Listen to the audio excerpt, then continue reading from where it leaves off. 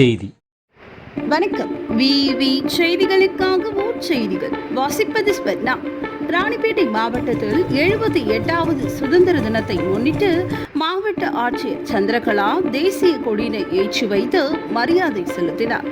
ராணிப்பேட்டை மாவட்டத்தில் 78வது சுதந்திர தின விழாவை முன்னிட்டு அரசு ஆண்கள் மேல்நிலைப்பள்ளி விளையாட்டு மைதானத்தில் மாவட்ட ஆட்சியர் சந்திரகலா மூவர்ண தேசிய கொடியை ஏற்றி வைத்து மரியாதை செலுத்தினார். பின்னர் திறந்த ஜீப்பில் சென்று காவலர்களின் அணிவகுப்பை பார்வையிட்டு அணிவகுப்பு மரியாதையை ஏற்றுக்கொண்டார்.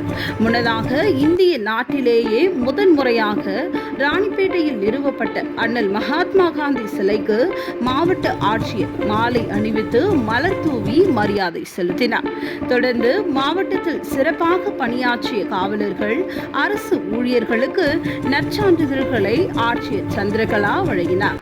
விழாவில் வேளாண்மை துறை, மாற்றுத்திறனாளிகள் நலத்துறை, சமூக நலத்துறை, சிறுபான்மையினர் நலத்துறை, வருவாய்த்துறை, தோட்டக்கலைத்துறை உள்ளிட்ட துறைகளில் மகளிர் திட்டம் உள்பட சார்பில் 58 பயனாளிகளுக்கு ரூபாய் 25,90,000 மதிப்பில் அரசின் மாபெரும் நலத்திட்ட உதவியை ஆட்சியர் வழங்கினார்.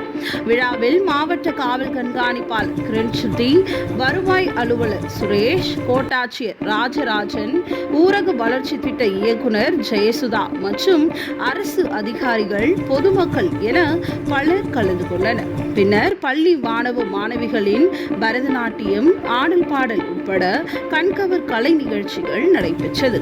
விவி செய்திகளுக்காக விஜய் மற்றும் பாஸ்கர்.